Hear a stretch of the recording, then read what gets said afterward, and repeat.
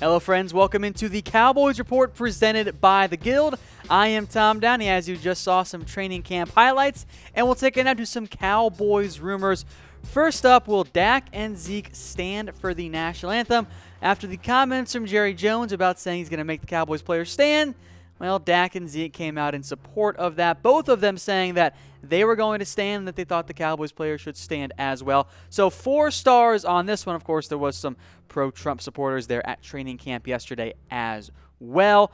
Overall, it's not a huge surprise here from Dak and Zeke. Both have kind of hinted at that in the past, especially Dak. Again, Jerry Jones said players had to stand during the anthem for the Cowboys.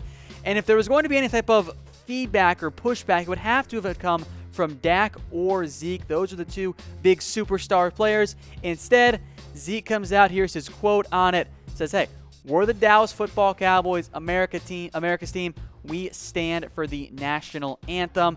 So 4 stars on that one. In the end, don't expect any players to do anything but stand for the National Anthem this year on the Cowboys. So let me know, do you agree that Cowboys players should stand for the National Anthem? Let me know in the comments section, and feel free to throw in why as well. That whole storyline, though, quickly kind of got put by the wayside with some more Dez Bryant drama, even though he's not on the team, but that's the nature of playing, I guess, for the Dallas Cowboys. So first up, will Dak be better without Dez Bryant? 2 stars on this one.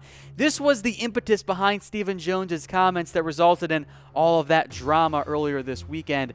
So Stephen says he expects Dak to be better this year and thinks the removal of Bryant might help Dak and even maybe some Jason Wynn because it will allow Dak to spread the ball around more.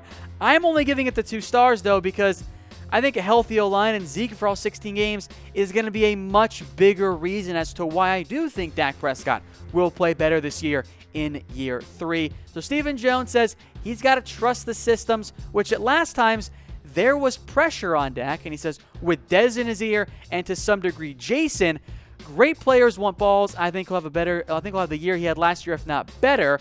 So Stephen, in reality, kind of saying, hey, you know, there's a little bit of pressure from Dez and Jason. They were great players. Of course, they wanted the football. Now Dak can spread it out a little bit more. He didn't mean it as a negative comment, but as we'll get to here in a little bit, Dez Bryant definitely took it as one. So let me know, folks, will Dak be better this year? Give me a 1 for a yes and a 2 for a no. Well, Dez Bryant saw the comments from Stephen Jones, which, to be fair, were taken inappropriately out of context by SiriusXM, and that prompted the whole Dez tweeting firestorm. But the big one from Dez, of all the comments he made, was that he called Sean Lee a snake. I'm only going to give this one the 1 star. Maybe there's a little bit of truth to it, but this is Sean Lee. I have a tough time seeing him, having input in the Cowboys front office and their roster moves, and I think he was probably more a little bit open with Dez Bryant. So Dez, and I think at times rightfully so, has felt that he has been scapegoated by the Dallas Cowboys. And he accused Sean Lee, or as he called him, Snake Lee, of being cut, and he said that getting him cut was part of the reason that Lee was behind. So here's the initial tweet from Dez Bryant, the one that kind of started it all. And he says, here we go with that scapegoat shit. I charged everything in the game and went the other way. Y'all know what the real problem is. Don't put it on me. Says it's the play calling blaming Scalahan, which I think most of us can't agree with there. But Dez Bryant was not done with his Twitter storm. And he also said, hey, Jerry's not clueless. All right, or Steven's not clueless. Jerry was the one who was clueless, and it was planned, and that Travis Frederick and Sean Lee were the ones who pushed to get rid of Dez Bryant. I remember there had been reports that, oh, Jason Witten was the snake, or maybe it was Dak Prescott. Now Dez puts some names on it, says it's Frederick and Sean Lee. Well, Sean Lee did not waste much time there, and he instantly clapped back. Take a listen. Yeah, you know, first thing to say that I can get anybody off the team and have any input on the roster is absurd. Second thing, I love Dez and I want the best for him. You know, to be honest, we did butt heads because I wanted Dez to be more accountable to this team and his teammates. And to be honest with you, a lot of the team felt that way. I think he needs to look at himself and hold himself accountable. Thank you. Thank you. Thank you.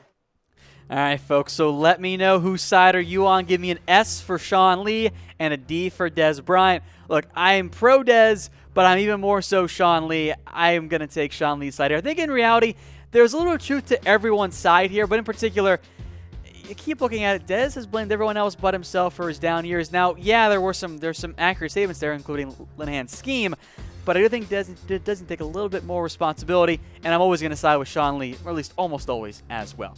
Today's show was brought to you by The Guild. Visit stayguild.com and use promo code ChatSports for 15% off your next stay. If you come to Dallas for a Cowboys game, you got to stay with The Guild.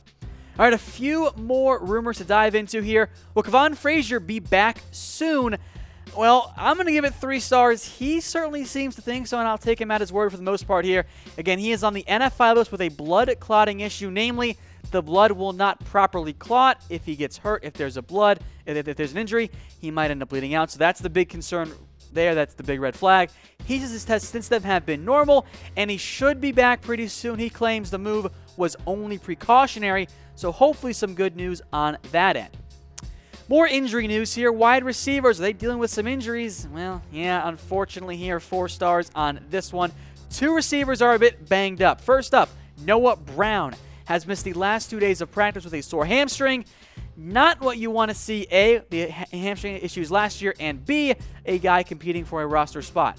Also is Cedric Wilson. He left practice with a shoulder injury on Saturday. The severity is not yet clear, but it doesn't sound serious, so he should be okay. So here's kind of your main injury report here. David Irving did not report. Collins is on the PUP. Frazier is on the NFI. And then Noah and Wilson, for now, are out, but they should return rather quickly. One guy who is not on that injury report is Jaylon Smith. And is he 100%? I want to believe, but I'm only going to give it the 3 stars for now. I'm not going to quite give it all 4, namely because I just want to see him play in a full game. He has looked good in minicamp and OTAs and training camp. He looks like pre-Notre Dame or pre-injury Jaylon Smith when he was back at Notre Dame. There's no brace. He's moving quicker and faster this year, and that's all very good and well. I just want to see him play in a game and make sure that he is back there before I give it the full 4 stars, but it's pretty close to 3.5 stars right now. So let us know, folks, if Smith will have a breakout year. Give me a 1 for a yes and a 2 for a no.